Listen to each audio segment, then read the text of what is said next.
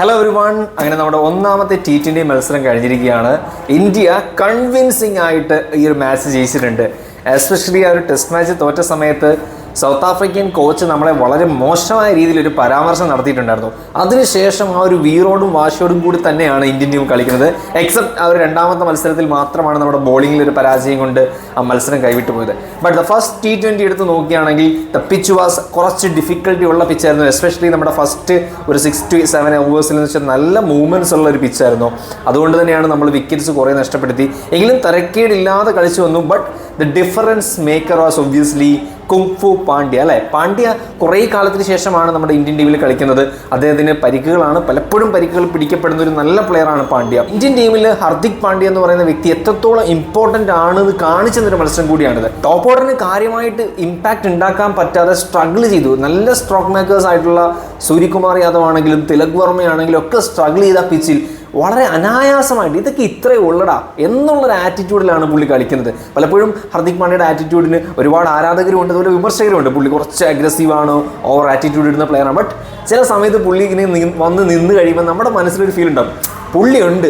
പണ്ട് ധോണി നിൽക്കുമ്പോൾ നമുക്ക് കിട്ടുന്നൊരു ഫീൽ ഉണ്ടല്ലോ, അടിക്കുമെന്നുള്ളൊരു ആ ഒരു ഫീല് തരാനായിട്ട് ഹർദിക് പാണ്ഡ്യയ്ക്ക് സാധിക്കുന്നുണ്ട്. അത് ഇന്നലെയും കാണാൻ സാധിച്ചു. അതിഗംഭീരമായിട്ട് ബാറ്റ് ചെയ്തു. അങ്ങനെ ഒരു 140-150 റേഞ്ചിൽ ഒതുങ്ങുമായിരുന്ന ഇന്ത്യൻ സ്കോറിനെ ആ 170 എത്തിച്ചതിനുള്ള ഒറ്റ കാരണം തീർച്ചയായിട്ടും ഹർദിക് പാണ്ഡ്യയുടെ പെർഫോമൻസ് ആണ്. പിന്നീട് നമ്മൾ ബോളിങ്ങിലേക്ക് വന്ന സമയത്ത് തീർച്ചയായിട്ടും നമ്മൾ കണ്ടത് എന്തായിരുന്നു?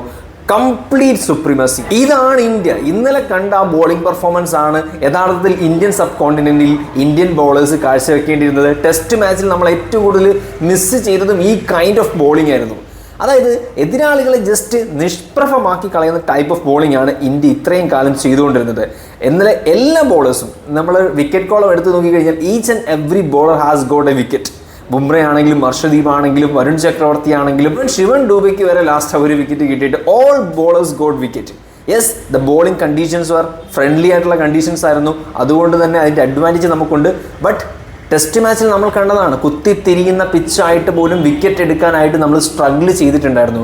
ബട്ട് ദിസ് മാച്ച് ഒരു നല്ല സ്റ്റാർട്ടാണ്, നല്ല ഓൾറൗണ്ട് പെർഫോമൻസ് ആണ്. ഇതിൽ പ്രശ്നമായിട്ട് തോന്നുന്നു ഒബ്വിയസ്ലി നമ്മുടെ ബാറ്റിങ്ങിൻ്റെ ആ top ഓർഡറാണ്.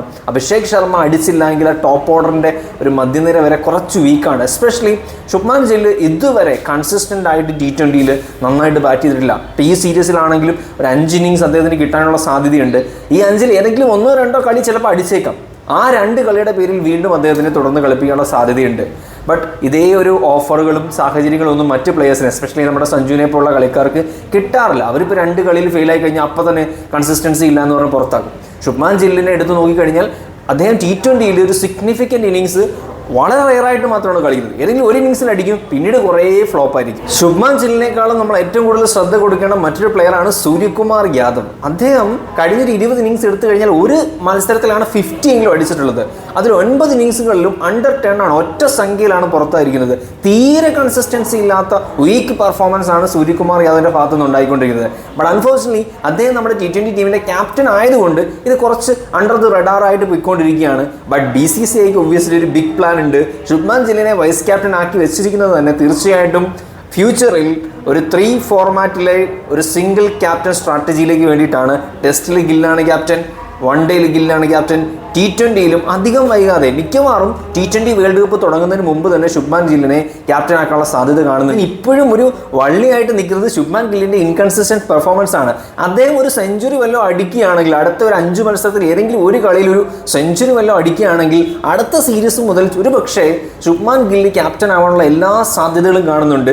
And on the base of performance ആണെങ്കിൽ ആക്ച്വലി ഈ ടീമിൽ പ്ലേസ് അർഹിക്കാത്ത 2 പ്ലേയേഴ്സാണ് ശുഭ്മാൻ ഗില്ലും അതുപോലെ തന്നെ സൂര്യകുമാർ യാദവും. ബട്ട് അൺഫോർച്യുനേറ്റ്ലി കോച്ചും സെലക്ടേഴ്സും ഒന്നും ആ രീതിയിലല്ല കൺസിഡർ ചെയ്യുന്നത്. അപ്പോൾ അവർക്ക് അവരുടേതായിട്ടുള്ള പ്ലാൻസും കാര്യങ്ങളും ഉണ്ട്. എനിവേ ഇന്ത്യയുടെ പെർഫോമൻസ് വാസ് ആക്ച്വലി ബ്രില്യൻ്റ് ആയിരുന്നു. ഇന്ത്യ എക്സ്ട്രാ ബാറ്റിംഗ് വെച്ചിട്ടാണ് പോകുന്നത്. ഗംഭീറിൻ്റെ സ്ട്രാറ്റജി കഴിഞ്ഞ കുറേ കാലമായിട്ട് അതാണ്. നമ്പർ 9, 10 വരെയൊക്കെ ബാറ്റിംഗ് വേണമെന്നുള്ളതാണ്. അപ്പോൾ ഇന്നലെ ആക്ച്വലി കുൽദീപ് യാദവും കൂടെ കളിച്ചിരുന്നെങ്കിൽ ഒരു പക്ഷേ 70 എന്നുള്ളത് ചിലപ്പോൾ ഒരു 50 ഓൾ ഔട്ട് ആക്കാൻ സാധിച്ചതെന്നാണ് എനിക്ക് തോന്നിയത്. ശിവൻ ഡൂബേനെ നമ്മൾ ഇന്നലെ കളിപ്പിച്ചുവെങ്കിൽ പോലും അദ്ദേഹത്തിൻ്റെ ആക്ച്വൽ പ്ലേസിലല്ല അദ്ദേഹം ബാറ്റ് ചെയ്യുന്നത്. അതുകൊണ്ട് തന്നെ അദ്ദേഹത്തിൻ്റെ ബോളിംഗ് ആണെങ്കിലും ലാസ്റ്റ് ഒരു വിക്കറ്റ് കിട്ടി എന്നുള്ളതല്ലാതെ കാര്യമായ വലിയ കോൺട്രിബ്യൂഷൻ നൽകാനായിട്ട് ശിവൻ ഡൂബയ്ക്ക് സാധിക്കുന്നില്ല. സോ അദ്ദേഹത്തിൻ്റെ സ്ഥാനത്ത് ആക്ച്വലി ഒരു പ്രൂവൺ ബോളറിനെ, ഒരു കംപ്ലീറ്റ് ബോളറിനെ പ്ലേ ചെയ്യുകയാണെങ്കിൽ it would be even better എന്നാണ് എനിക്ക് പേഴ്സണലി തോന്നിയിട്ടുള്ളത്. എന്തായാലും ഇന്ത്യ ജയിച്ചതിൽ വളരെയധികം സന്തോഷം. ഇനിയും 4 മത്സരങ്ങളുണ്ട് ഈ ഒരു സീരീസിൽ. സഞ്ജു സാംസൺ ഏതെങ്കിലും ഒരു കളിയിൽ അവസരം കിട്ടുമെന്ന് പ്രതീക്ഷിക്കുന്നു. അങ്ങനെ കിട്ടിയാൽ പോലും ജിതേഷ് ശർമ്മയുടെ പ്ലേസിലായിരിക്കും. അത് ടീമിൽ ഇറക്കിയാൽ പോലും ചിലപ്പോൾ ബാറ്റിംഗ് കിട്ടണമെന്ന് തന്നെ നിർബന്ധമില്ല. ഓപ്പണിങ്ങിൽ സഞ്ജുവിന് വീണ്ടും ഒരു 2 കളിയെങ്കിലും കളിക്കാൻ സാധിച്ചിരുന്നുവെങ്കിൽ അതിയായ ആഗ്രഹമുണ്ട്. ആ ഒരു 2 മത്സരങ്ങളിൽ അവന് നന്നായിട്ട് അടിക്കാൻ സാധിച്ചിരുന്നുവെങ്കിൽ തീർച്ചയായിട്ടും ഗില്ലിൻ്റെ പ്ലേസിനെ ക്വസ്റ്റ്യൻ ചെയ്യാനുള്ള ഒരു പോസിബിലിറ്റി കൂടെ ഉണ്ടായേനെ. ബട്ട് എനിവേ അതിനുള്ള സാഹചര്യങ്ങൾ ഉണ്ടെന്ന് തോന്നുന്നില്ല. എന്തായാലും ഫസ്റ്റ് T20 മത്സരത്തെ പറ്റിയിട്ടുള്ള നിങ്ങളുടെ അഭിപ്രായങ്ങളും കമൻറ്റുകളും ഒക്കെ കമൻറ്റ് ബോക്സിൽ പറയുക. അടുത്ത മത്സരത്തിൻ്റെ വിശേഷങ്ങളുമായിട്ട് വീണ്ടും കാണാം. താങ്ക്